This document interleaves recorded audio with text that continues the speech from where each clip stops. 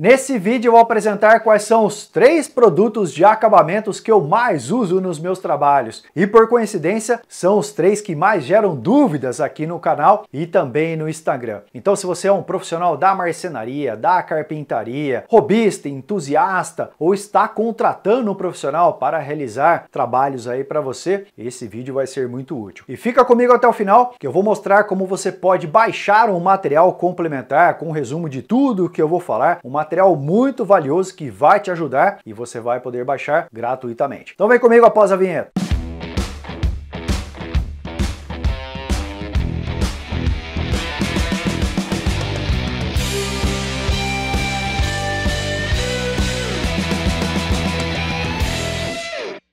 Sejam todos bem-vindos ao canal de Marcenaria Amadora. Eu sou o Rodrigo Piotto e aqui você vai encontrar muitos vídeos, tutoriais sobre máquinas, ferramentas, projetos de marcenaria e também acabamentos. Convido você para clicar aqui no card e acessar a playlist onde eu mostro todos os detalhes de todos os acabamentos que eu tenho usado aqui ao longo dos anos. Convido você também para se inscrever no canal, deixa o like aí no vídeo e vamos falar sobre o primeiro acabamento, que é a seladora.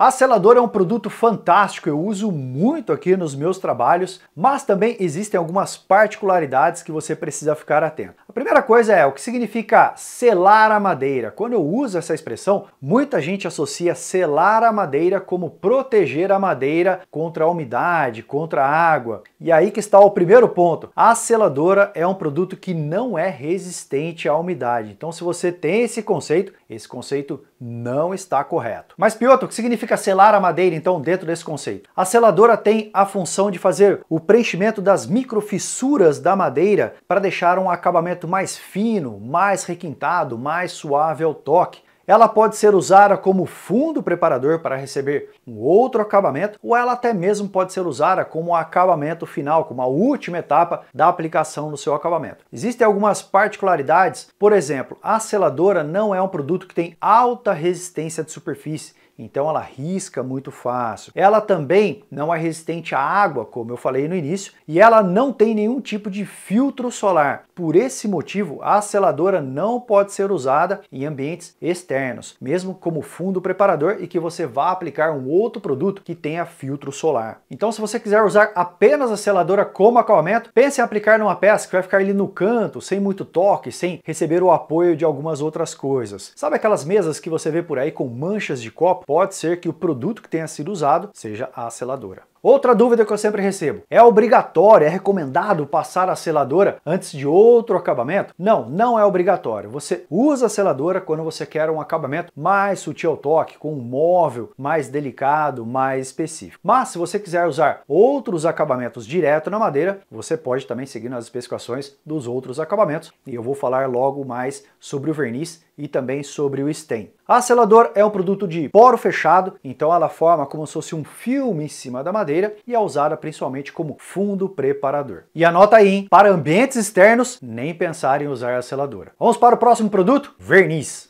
Existem muitos tipos de vernizes no mercado que até chegam a causar um pouco de confusão na cabeça das pessoas. Mas cada verniz tem uma finalidade, tem uma aplicação. Inclusive aqui no canal já mostrei vários tipos de vernizes. E a primeira pergunta que você tem que fazer é: onde você vai aplicar esse verniz e qual tipo de proteção que você está buscando para a madeira? Uma segmentação que você precisa analisar de acordo com a aplicação é se a sua peça, a sua estrutura fica no ambiente interno ou no ambiente externo, porque existem vernizes que não podem ser usados em ambientes externos.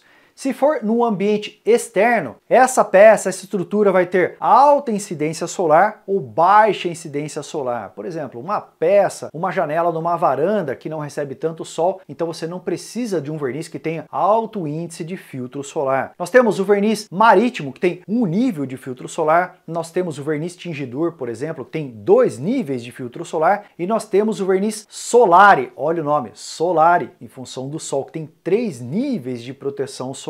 Tenha em mente que quanto maior o nível de filtro solar, mais o verniz vai amarelar a madeira. Tanto é que existe um verniz que é usado apenas para ambientes internos, que é o verniz Copal, que não tem nenhum nível de filtro solar. Por esse motivo que o verniz Copal não amarela a madeira. Uma outra segmentação para você ficar atento, em relação à elasticidade e à resistência de superfície. Pô, Piotr, me dá um exemplo aí que estou um pouco perdido. Um deck de madeira é uma peça onde as pessoas vão andar em cima, então ele precisa ter o quê? Uma resistência de superfície, porque senão o verniz ele vai trincar, ele vai rachar, ele vai desgastar mais rápido. A elasticidade está associada à capacidade desse verniz de se movimentar. Então, quando você tem uma peça muito grande exposta ao sol, onde ela sofre essa dilatação, o verniz precisa estar preparado para isso. Tanto é que existem vernizes específicos para deck, como o Osmotol Deck, que além de ter toda essa resistência e essa elasticidade, ele tem 6 níveis de proteção solar. Então anota aí. Existe um mito que circula entre as pessoas que trabalham, pessoas e profissionais que trabalham com madeira, que é o seguinte: o stain ele é mais resistente à água do que o verniz. Isso não é verdade. Você precisa analisar a especificação do verniz. Se está dizendo lá que é um verniz apropriado para uso externo, então ele precisa aguentar chuva e também aguentar o sol. O verniz para uso externo ele tem uma capacidade de hidrorrepelência, ou seja, a madeira não absorve a água. Ele não foi desenvolvido para ficar submerso, então se você for passar o verniz num casco de um barco ou numa peça que vai ficar dentro de uma fonte submersa, aí sim ele não vai oferecer essa resistência. E o que pode ser aplicado antes do verniz? Vamos lá, o cupinicida, o Pentox da Montana Química, pode e deve ser aplicado se você precisa proteger a madeira contra pragas como cupins e brocas. Você pode aplicar a seladora para ter um acabamento mais sutil ao toque, apenas para ambientes internos, e você pode e deve aplicar um verniz, que é um verniz específico para madeiras resinosas, que é o Isolare. Esse verniz é um fundo preparador que vai aumentar a durabilidade do acabamento. E para fechar esse assunto de verniz, muita gente me pergunta se o verniz base água tem a mesma durabilidade do base solvente. O que você precisa ficar atento são nas especificações dos vernizes. Pelo simples fato dele ser base água, não significa que ele vai durar menos que o base solvente. Então, isso é um mito. E vamos falar agora do stain. Eu ouço muita gente dizendo o seguinte: olha, o verniz stain. Gente, o stain não é verniz. São produtos diferentes. O verniz, como eu falei, ele é um produto de poro fechado. Ele forma uma película em cima da madeira. O stain, ele é um produto impregnante. Ele impregna na madeira. Nós usamos muito o stain quando nós queremos preservar a característica natural da madeira. Como ela não tem película, então quando você olha, você consegue ver aquelas microfissuras. É um produto muito usado, por exemplo, para decks, pergolados, bancos e outras estruturas de madeiras. E como profissional, qual é a minha opinião sobre a grande vantagem do stain? Como ele é um produto impregnante, diferente do verniz que forma película, ele não racha, ele não trinca, ele não solta lascas. Então quando você vai reaplicar o stain, você não precisa remover o stain anterior. Já o verniz, você precisa fazer isso. Gente, não precisa lixar o verniz. É uma possibilidade, mas hoje existem removedores químicos como o Novodec e o Claridec que fazem isso com uma grande facilidade. Mas fique em mente, para o stain você pode reaplicar sem fazer a remoção do acabamento anterior. Outro mito que circula muito na internet: o stain é mais resistente à água do que o verniz. Gente, isso não é verdade. Tanto é que tem muita gente que acha que o stain ele é um fundo preparador para o verniz. Não precisa, não é recomendado que você passe o stain e depois você aplique o verniz. Ou você usa um ou você usa o outro. Se você está fazendo isso, você não está adicionando proteção à sua madeira, muito pelo contrário, você está desperdiçando o produto. E o que pode ser aplicado antes do stain? Vamos lá!